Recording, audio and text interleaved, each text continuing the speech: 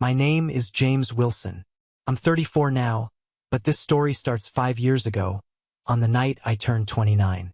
That was the night my brother cheated with my fiancée at our engagement party. Before I tell you how a single phone call 5 years later brought their entire world crashing down, let me know where you're watching from in the comments below. It's always good to know who's out there listening. The party was, by all accounts, perfect. It was one of those warm Chicago evenings in late spring where the air itself feels hopeful. We were hosting it at the home I just bought, a classic brick bungalow that I'd poured my heart and soul into renovating for the better part of a year. Every detail was a testament to the future I was so certain of. The scent of freshly mown grass mingled with the sweet, heady aroma of the gardenia bushes Olivia had insisted we plant by the porch. That scent, for 5 years, was the scent of my home, my comfort. Our friends and family, about 50 of them, were scattered across the new stone patio and the lush lawn. Their laughter was a gentle melody under the smooth jazz coming from the trio I'd hired. It felt like a scene from a movie about someone else's perfect life. But it was mine. I had a great job, a rising star at a prestigious architecture firm. I had Olivia, the woman I'd loved since we met in a crowded lecture hall in college. And I had a future that felt as solid and well-designed as the structures I spent my days creating. I remember the week before, picking out her engagement ring. The jeweler had asked me what I was looking for, and I'd said, something that looks like forever. It was a platinum band with a simple, elegant diamond. Classic, strong, unbreakable, or so I thought. I was standing on the deck, a glass of champagne fizzing in my hand, just soaking it all in.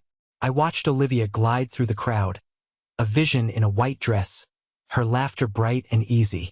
My brother, Thomas, materialized beside me, slinging an arm around my shoulder. He was 2 years younger, but he always acted like he was 10 steps ahead of the world. He had a salesman's smile, dazzling, wide, and perpetually hungry. You finally did it, big brother, he said, his voice a little too loud. He raised his glass, commanding the attention of everyone on the deck. A toast to my brother, James, a man who always knows exactly what he wants and does whatever it takes to get it. He's an inspiration, a lesson for all of us. The words were complimentary, but the tone was laced with something else. An edge, a subtle mockery that only I, who had grown up in his shadow, could detect. It was his way of painting me as a plodding, predictable caricature of success while positioning himself as the exciting, spontaneous alternative. I dismissed it with a tight smile. Tonight wasn't about our lifelong rivalry. It was about Olivia. It was about us. A little while later, the desire to have a quiet moment with her, to pull her away from the crowd and just breathe, became overwhelming. I scanned the patio, the kitchen, the living room. She was gone. Her sister, Chloe, just gave me a vague shrug and gestured with her wine glass toward the back of the garden. I think she went to get some air, she said. I set my glass down and walked down the stone path I'd laid myself, passing under the soft glow of the string lights I'd hung in the branches of the big oak tree. The farther I walked, the more the sounds of the party, the music, the chatter, faded into a distant, pleasant hum. And that's when I saw them. They were tucked away in the deepest shadows of the yard, near the old garden shed where I kept the lawnmower and tools. At first, I couldn't make out who it was. 2 figures, silhouetted against the faint light from the house. Then my eyes adjusted, and my heart stopped beating. It was Olivia, and it was Thomas. His hand was resting on the small of her back, possessively, in the exact same way I always held her. And they were locked in a deep, searing kiss. This wasn't a mistake. It wasn't a friendly peck on the cheek. This was a kiss of intimacy, of secrets, of a shared world that I had no part in. The universe went silent. Every sound, every sensation, every thought just ceased to exist. There was only a deafening roar in my ears. I didn't storm over there. I didn't scream her name. I was paralyzed. My body, a vessel of pure shock, simply turned around. I walked back through the laughing, oblivious crowd, a ghost at my own celebration. No one noticed the look on my face. No one saw that the man who had been celebrating his future just moments before had just watched it burn to the ground. I walked straight through the house, out the front door, the cold, sharp edges of my car key pressing into my palm. And I drove. I just drove. The hotel I found was an anonymous box off the I-90, a place designed for people who were either arriving or leaving, not for people whose lives had just stalled out completely. The walls were a depressing shade of beige, and the art was a series of faded, generic floral prints. It was a perfect reflection of how I felt. Utterly empty. I sat on the edge of the stiff, scratchy bedspread for what felt like hours, just staring into the darkness of the room. The only light came from the insistent, rhythmic blinking of the smoke detector on the ceiling. Blink, blink, blink. A tiny, red heartbeat in the crushing silence. My phone had been vibrating on the nightstand, a frantic, relentless buzzing against the cheap wood. Dozens of missed calls, my parents, Olivia's parents, Sarah, Michael, and texts. So many texts. Where are you? Everyone is worried sick. James, call me.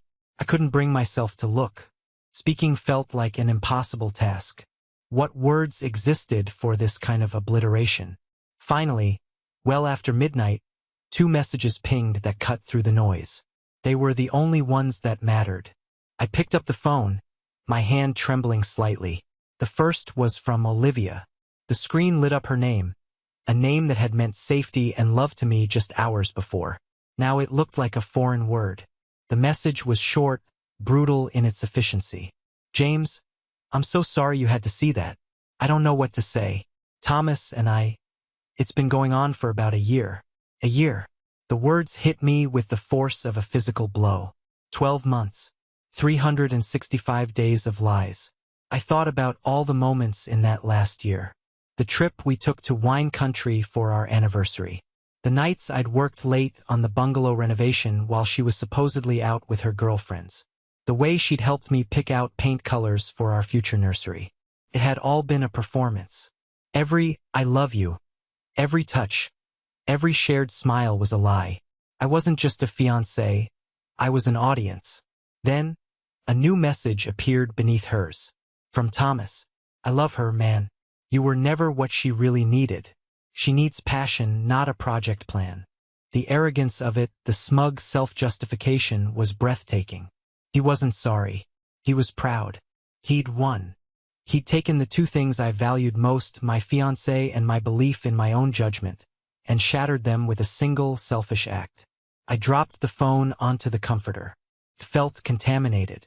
I replayed scenes from the past year in my head, but now they were all tinted with the ugly filter of this new reality. A family barbecue from the summer. I'd been grilling, and I'd seen Olivia and Thomas laughing together by the fence. I had smiled to myself, happy that they were finally getting along. Thomas had always been competitive with me, and Olivia had found him exhausting. But over the last year, she'd said he had matured. Matured. What a joke. They hadn't been bonding. They had been conspiring. Right in front of my face. A sharp, insistent knock on the door jolted me out of my downward spiral. I ignored it. Came again, louder this time. A familiar voice called out, muffled by the door. James? To Sarah. Michael's here with me. Come on, man, we know you're in there. Please open the door. Sarah and Michael. My friends. My real family, as it turned out. With a monumental effort, I dragged myself off the bed and unlocked the door. The sight of their worried faces was the first genuine human connection I'd felt since I'd driven away from my house. Sarah didn't say a word. She just stepped in and wrapped her arms around me in a fierce hug. I felt something inside me crack, a single, hot tear rolling down my cheek. Michael followed her in, his expression grim. He was carrying a greasy-looking paper bag that smelled of fried chicken, and in his other hand was a bottle of good whiskey. We figured you wouldn't have eaten, was all he said. He set the bag and the bottle on the small, circular table in the corner. He didn't press me for details. They both knew. The rapid disintegration of the party, my disappearance, Olivia and Thomas leaving together shortly after. It wasn't a hard puzzle to solve.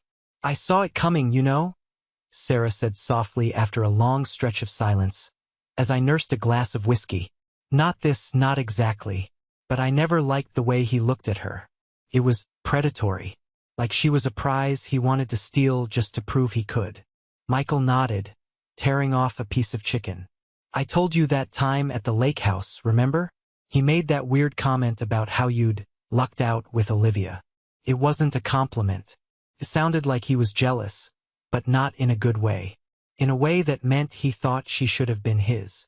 They had seen the warning signs that I, in my blissful ignorance, had missed. They had been better friends to me than my own brother. We sat there for hours, the three of us, under the humming fluorescent lights of that soulless hotel room. They didn't offer platitudes or easy answers. They just bore witness to my grief. Their quiet, steadfast presence a bulwark against the utter desolation I felt. My phone buzzed again. A call this time. Grandma Martha. I couldn't answer. I didn't have the strength to hear her kind voice, to tell her that the family she so cherished was rotten at its core. I let it go to voicemail.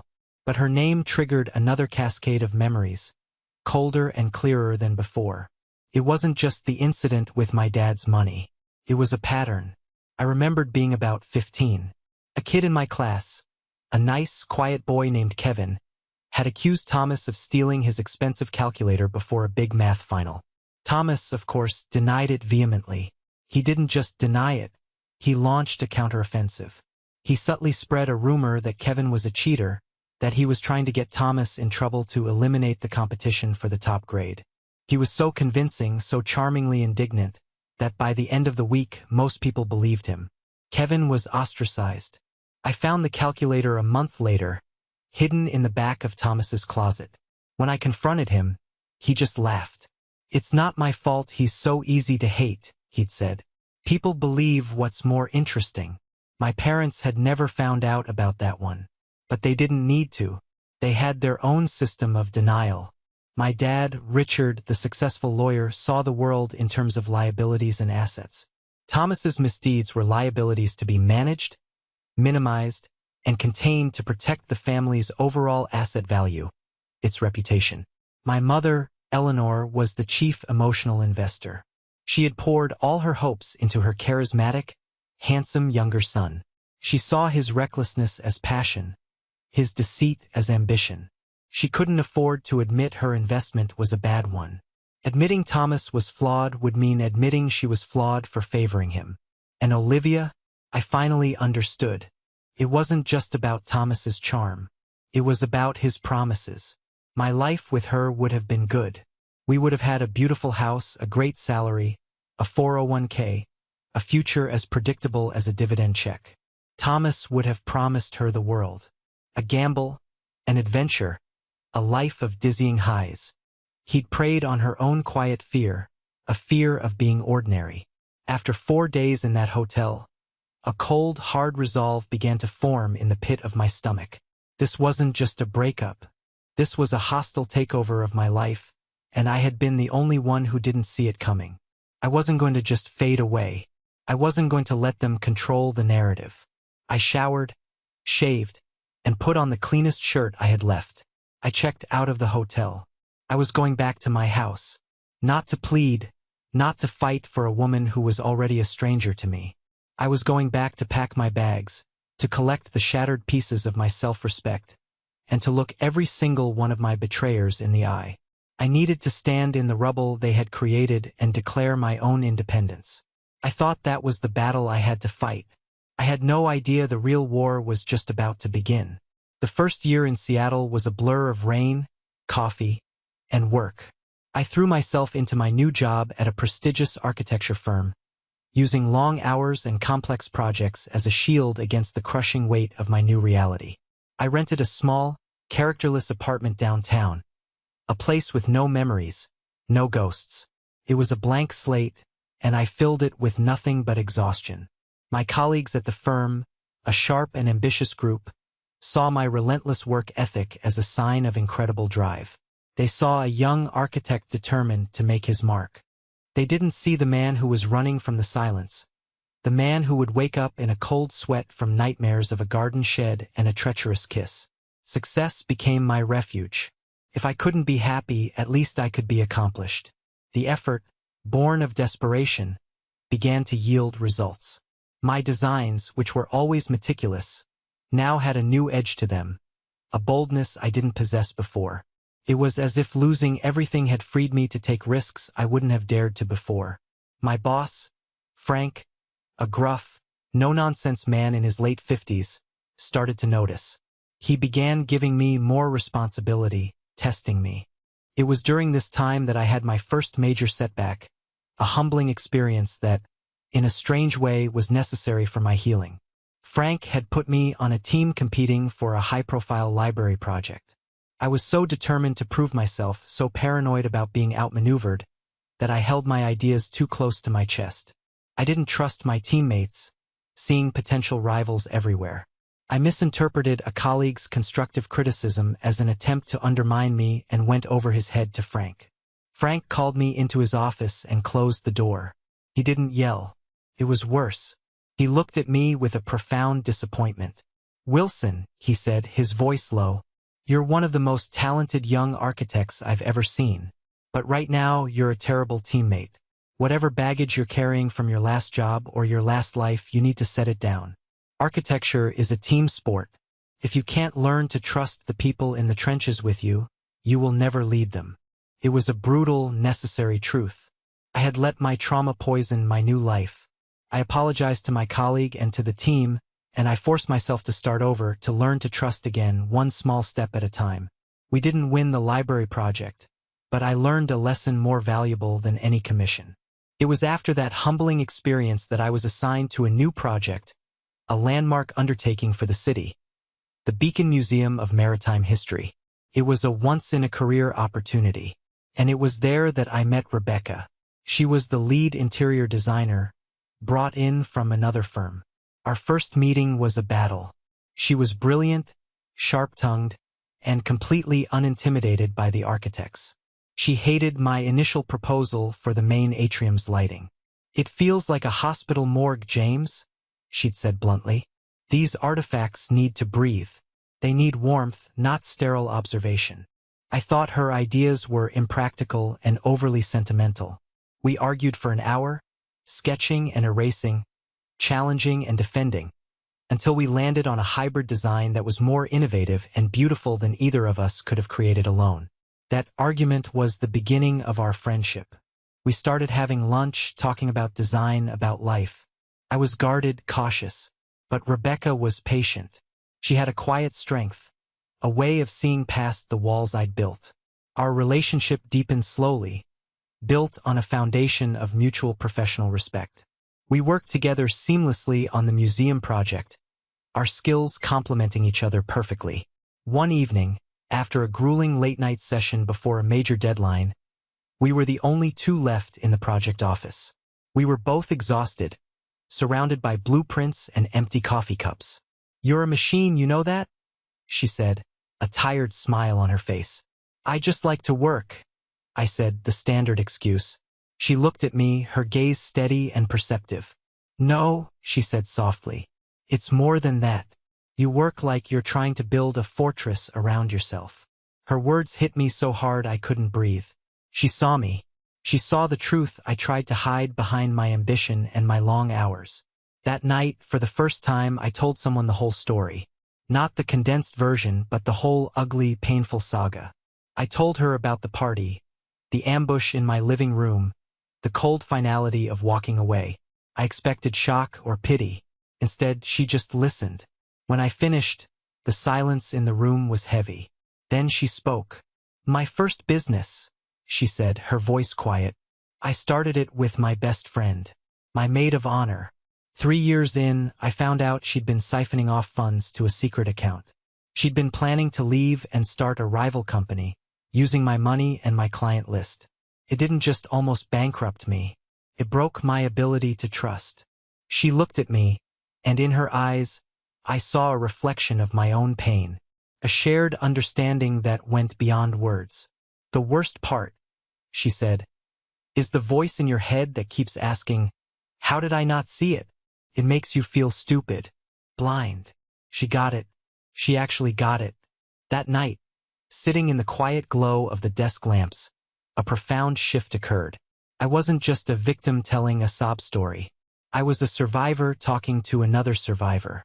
The fortress I'd been building around my heart finally had a gate, and I had just opened it for her. The next few years were transformative. The museum project was a staggering success, winning multiple national awards. My role in it catapulted my career. Frank made me a junior partner, with a promotion that came with a salary that was more than I'd ever imagined making. For the first time, my success felt like my own, not like something I was doing to spite the ghosts of my past. Rebecca and I fell in love. It was a slow, cautious love, built on trust that was painstakingly earned. It was real. The only tether to my former life was Grandma Martha. We spoke every few months. She never asked for anything, never tried to guilt me into reconciling. She just listened. She would give me brief, reluctant updates. Thomas and Olivia had gotten married in a lavish ceremony I wasn't invited to. Thomas had started a real estate company, Wilson Development Group, using, I later learned, the last of my parents' savings as seed money. He was, she said, a big shot now, always talking about his deals, his connections, the mansion they'd bought. He loved to paint me as the bitter brother who'd run away, unable to handle his dazzling success. I knew it was all a house of cards. A man like Thomas doesn't build things. He just finds new and creative ways to burn other people's money. I told myself it didn't matter. His universe was his problem. I had my own universe now, a better one. But you can't outrun your past forever. Eventually, it comes calling. And it always wants something. It happened on a rainy Tuesday afternoon in October. The kind of day in Seattle where the sky is a solid, determined gray. I was in a critical meeting in our firm's main conference room. We were pitching a massive project, a sustainable, futuristic corporate campus for a tech giant. It was the biggest potential contract in our firm's history. I was at the head of the table next to Frank and Rebecca, leading the presentation. We were in a rhythm, confident and prepared. My phone, set to silent on the polished mahogany table, lit up and vibrated. I glanced down. An unknown number with a Chicago area code. A cold jolt went through me, an unwelcome echo from a past I had buried. I ignored it and continued with the presentation. It buzzed again, and then a third time, and a fourth. The vibrations were frantic, insistent. This wasn't a telemarketer. This was a house on fire. The client, a sharp-eyed woman in her 50s, noticed my distraction. My focus, usually absolute, was broken. "Everything all right, Mr. Wilson?" she asked, her voice neutral but her eyes missing nothing. This was it, a moment of truth. I could ignore it, push through, and potentially salvage the biggest moment of my career. Or I could face the ghost that was so desperately trying to claw its way back into my life. I made a choice. "My apologies," I said, my voice calm and steady, betraying none of the turmoil inside me. "Please excuse me for one moment. I believe this is a pressing family emergency." I stood up, nodded to the client, and walked out of the glass-walled conference room into the quiet hallway. The firm I had helped build, the symbol of my new life, surrounded me. I took a deep breath and answered the phone on the 7th call. "Hello." A sound came through the speaker, a strangled, gulping sob that was barely human. Took me a second to place it. It was my mother. "James? James, is that you? Oh, thank God. Thank God." Her voice was a wreck, torn apart by panic. "What do you want, Eleanor?" I asked. My voice was chillingly flat. There was no mom. That woman had died for me 5 years ago. "It's your brother, James. It's Thomas," she cried, the words a frantic, jumbled mess. "He's in terrible trouble. The most terrible trouble. You're the only one. You're the only one who can help us." I leaned my shoulder against the cool glass, looking at my own reflection. A man in a tailored suit, a stranger to the broken boy who had fled Chicago. "Let me guess," I said, my voice devoid of sympathy. "He finally ran out of other people's money." "Oh, it's so much worse than that," she wept. "His company, it was all a lie, James. A house of cards. It's gone. He's bankrupt. But that's not it. Oh God, he committed fraud. Serious fraud. I waited, saying nothing, letting her desperation fill the silence. He used your father's name, she confessed, her voice dropping to a terrified whisper. He told people his father, the successful lawyer, was backing his deals. He forged documents. He faked financial statements. He took money from everyone, even his own parents-in-law. The Carters are ruined. The sheer scale of his recklessness was astonishing, even for him. He hadn't just burned bridges. He'd nuked the entire landscape. And now, she continued, her voice trembling, one of the main investors, David Parker, you remember him, your father's old golfing buddy. He's found out everything. He lost almost $1 million. He's threatening to go to the district attorney. He wants a criminal investigation. He wants to see Thomas in prison. James, he's going to destroy us. He'll destroy your father's law practice, his reputation, our entire lives. So there it was. The real fear. It wasn't just about their golden boy facing consequences. It was about the splashback hitting them. It was about protecting Richard's precious legacy. And what, exactly, does any of this have to do with me?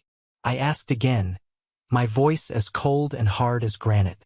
We need money, she said, the words a blunt, desperate plea. We need $500,000, James. That's the amount Mr. Parker will take to make this go away. To sign a non-disclosure and drop the whole thing. We've sold everything.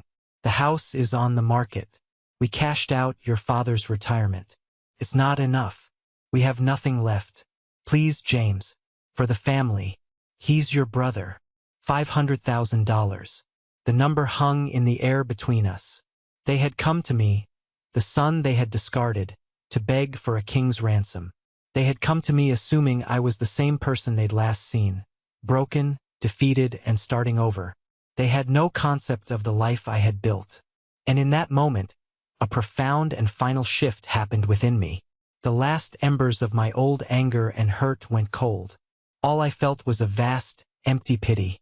They were still trapped in their toxic, self-made prison of lies and denial. And I was standing in the free, open air.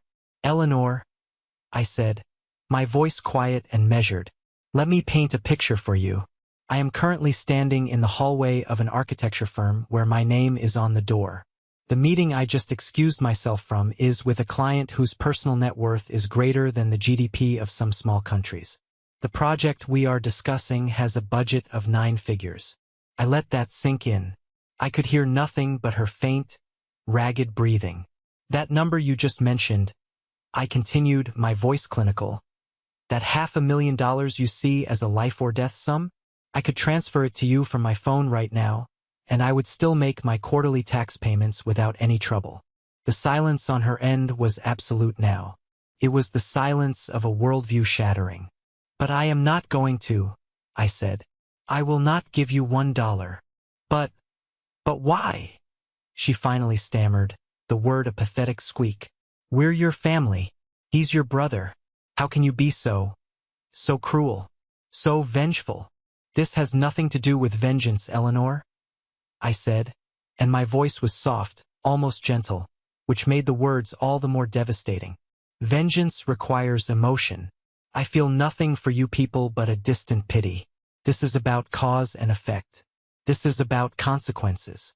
5 years ago, in my living room, you stood with a group of people and you made a calculated choice.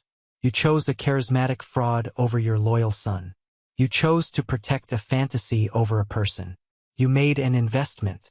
And now, after 5 long years, your investment has finally reached its inevitable conclusion. Bankruptcy. Moral, ethical, and financial. I could hear her begin to sob again. But these were the broken, helpless sobs of someone who has lost all control. You don't get to shatter a man's life and then come back when his replacement breaks, asking the original to pay for the repairs. I said, my life, my peace, my success. I built it, not with your help, but in spite of your hindrance. I owe you nothing. My only debt was to myself, to heal, to rebuild. And that debt has been paid in full.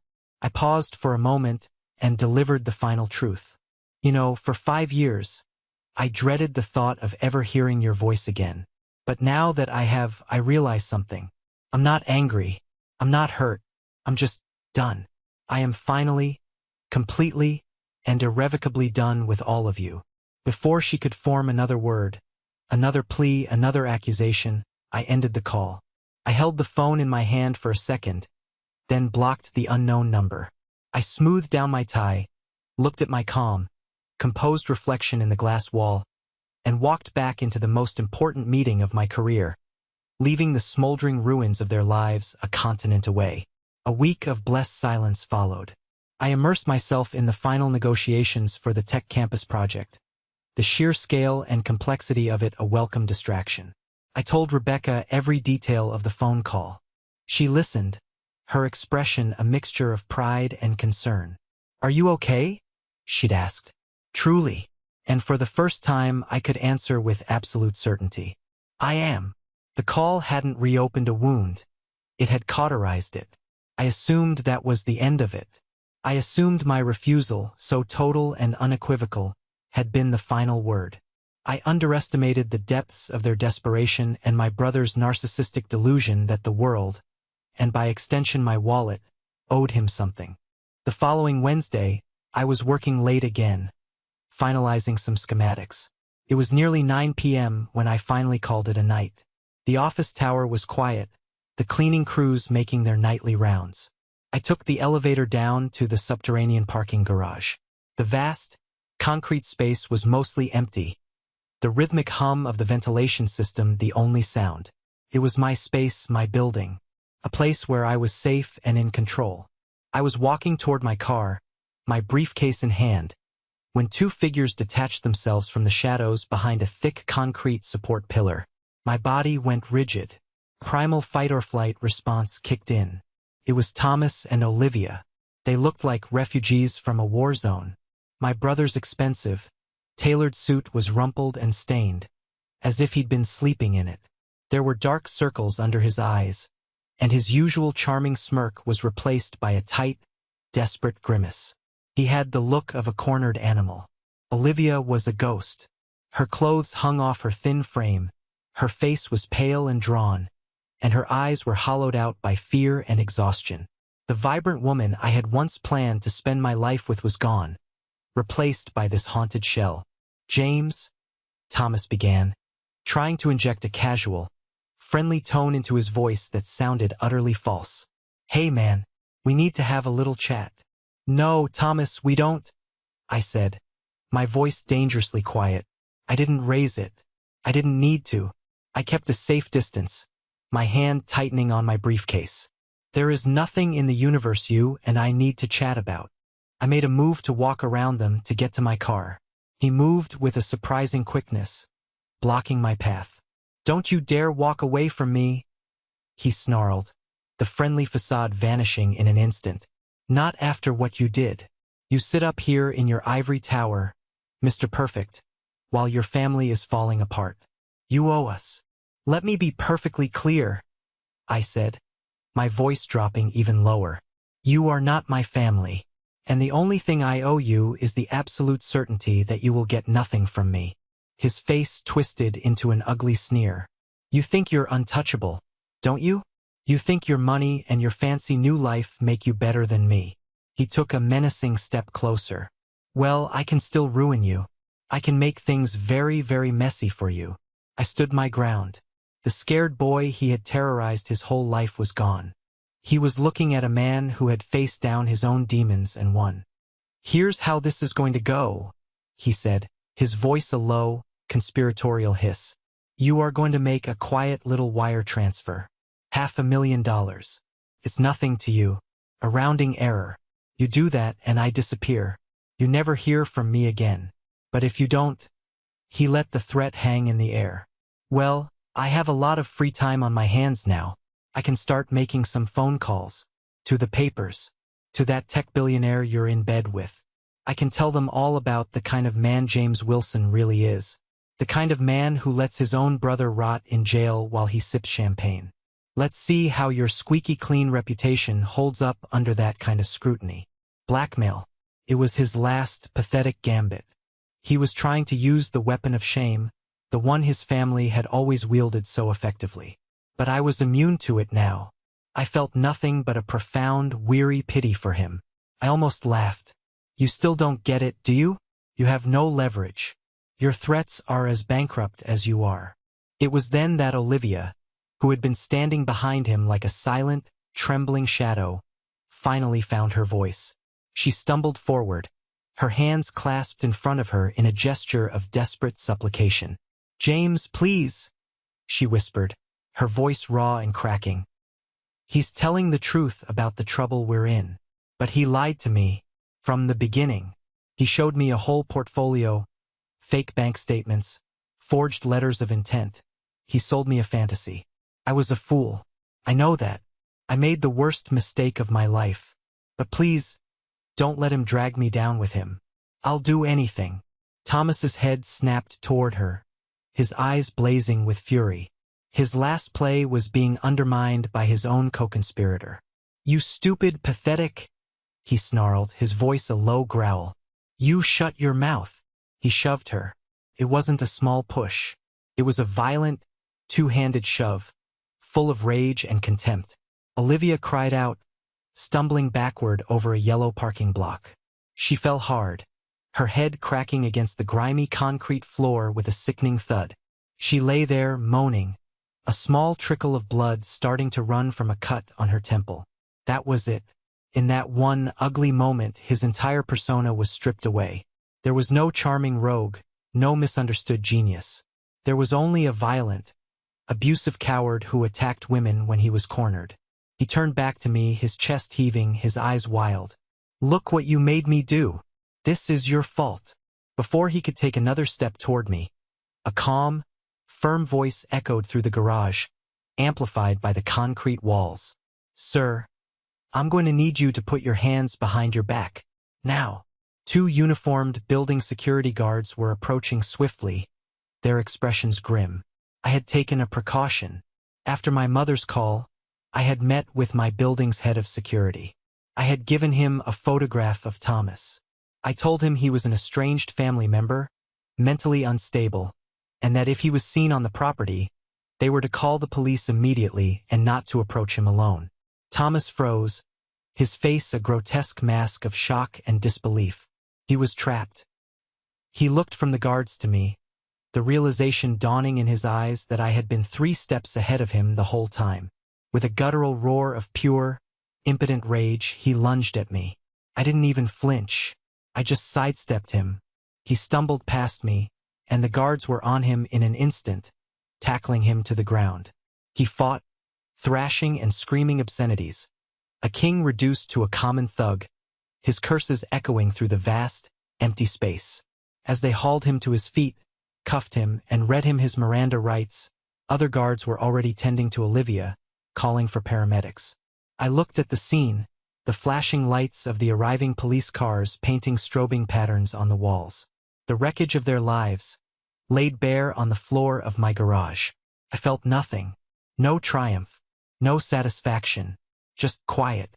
I turned, walked to my car, got in, and drove out of the garage, leaving the flashing lights and the screaming sirens behind me. The arrest was the final, irreversible detonation. The story of the assault in my company's parking garage, coupled with David Parker's now unstoppable fraud complaint, made Thomas a pariah. The legal machinery, once set in motion, was relentless. The Wilson family name, which my father had spent a lifetime polishing, was now irrevocably tarnished. A month later, a formal email arrived from a reputable law firm in Seattle. It was a request for a meeting on behalf of Mr. and Mrs. Richard Wilson and, surprisingly, Mrs. Martha Wilson. My immediate reaction was a visceral no. I had said my piece. I was done. But Grandma Martha's name gave me pause. She wouldn't have made the cross-country trip if it wasn't a matter of grave importance. And, if I was being honest with myself, there was a small, quiet part of me that knew this was the necessary final chapter. A full stop at the end of a very long, painful sentence. I agreed, but I dictated the terms. The meeting would take place in the main conference room of my lawyer's downtown office. Neutral ground. My ground. Rebecca insisted on coming with me, not to speak, but to be a silent presence, a reminder of the new life I had built. When they walked into the room, the change in them was staggering. It was like seeing faded, sepia-toned photographs of people I once knew. My father, who had always stood so tall and erect, seemed to have shrunk. His shoulders were slumped in his expensive but now ill-fitting suit, and the lines on his face weren't just from age. They were etched by shame. My mother looked even worse. The haughty, defiant light in her eyes was gone, replaced by a dull, hollowed-out grief. She looked breakable. Grandma Martha, however, seemed unchanged by the ravages of the last few years. If anything, she seemed straighter, her purpose giving her strength. She met my gaze with a look of profound, sorrowful love. My lawyer, a sharp, composed woman named Ms. Albright, started the meeting, but I quickly held up a hand. "Thank you, Carol," I said, "but I'd like to speak with them directly." I turned my chair to face them. Rebecca's hand found mine under the table, a small, grounding pressure. My father cleared his throat, the sound loud in the quiet room. "James," he began, his voice raspy and thin. We are here to offer our sincerest, most profound apologies for—" "Stop," I said, my voice quiet but firm. Cut him off instantly. "I don't need an apology. An apology is a bandage for a scrape. This was an amputation.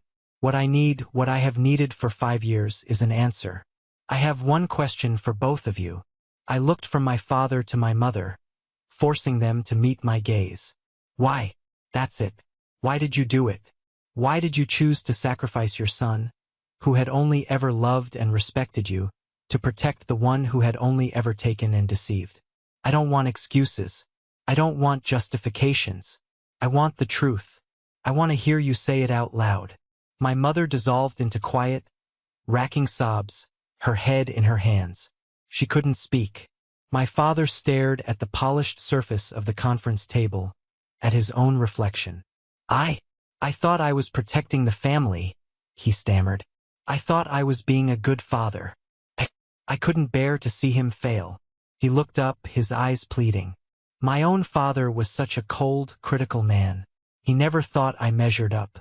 I swore I would never do that to my boys. I wanted to believe in Thomas's potential. I wanted to support his ambition." "That wasn't ambition, Richard." Grandma Martha's voice cut in, sharp as glass. "And it's time you stopped using that word. It was pathology. And you knew it. Both of you." She leaned forward, her eyes pinning them to their chairs. "We're not going to talk in generalities anymore. We're going to talk about buttons." A visible shudder went through my parents. My father's face went white. My mother's sobs hitched in her throat.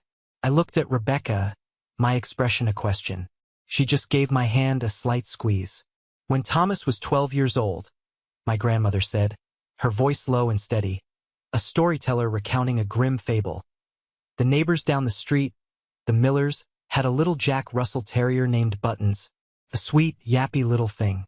One afternoon, the dog went missing. The Miller family was devastated. They put up posters. A week later, a boy from the next street over found the dog's body. It was buried in a shallow grave in the woods behind our house. A cold, sick feeling began to pool in my stomach. I remembered Buttons. I remembered the Miller's grief. "You told everyone it must have been a coyote, Richard," she said, her gaze locked on my father. "A tragic accident. But I knew Thomas had been tormenting that dog for weeks. And a few days after it was found, when I was cleaning his room, I found the little Boy Scout knife you had given him for his birthday. It was tucked away in the back of his sock drawer, and it was caked with dirt and something else. It was blood. The air in the room grew thick, heavy, impossible to breathe. "I brought it to you, Richard," she said, her voice a relentless, damning whisper. "I showed you. And what did you do? Did you march him over to the Millers? Did you make him confess? No. You took the knife from me. You told me to forget I ever saw it. And the next day, you went to the miller's house with a check for $500, a donation to help with their grief. You used your legal skills to smooth it over, to bury the evidence. You buried the truth about what your son was, right along with that poor little dog. She turned to my mother. And you, Eleanor, you went along with it. You said Thomas was just testing boundaries, that boys were naturally rough. You chose to believe a comforting lie rather than face the horrifying truth about your golden child. She leaned back in her chair, her testimony delivered. So you see, James, this didn't start at your engagement party. You weren't the first sacrifice made on the altar of Thomas Wilson. You were just the last and the largest. The silence that followed was a living thing. It was filled with the weight of decades of deceit, of willful blindness. My father was openly weeping now, his face buried in his hands. My mother was staring into space, her expression shattered. They had been forced to look into the abyss they had created, and it had broken them. I finally had my answer. It was uglier and sadder than I could have ever imagined. I took a deep breath, the air finally returning to my lungs. I nodded to my lawyer, Ms. Albright. Carol, I said, my voice back to its formal, detached tone. She understood. She opened a file in front of her. Mr. and Mrs. Wilson, she began, her voice crisp and professional. My client, James, has no desire to maintain any personal or familial relationship with you moving forward. However, he also has no desire to see you face destitution in your old age. Therefore, he has instructed me to establish an irrevocable trust fund in your names. She slid a document across the table. This trust will be managed by my firm. It will provide a monthly stipend sufficient for modest living expenses and comprehensive healthcare coverage. It is not a gift. It is, to be explicit, a severance package. It is the price my client is willing to pay to ensure he is never again burdened with your financial or emotional crises. All future communication, regarding any matter, will be directed exclusively to me. Any attempt to contact my client directly will be considered a breach of this agreement and may result in the dissolution of the trust. My father looked up from his hands, his eyes wide with a fresh wave of shock. I hadn't just cut them off emotionally. I had formalized it legally.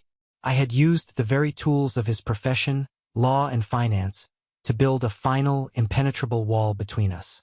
I had taken away their ability to ever use the word family as a weapon against me again.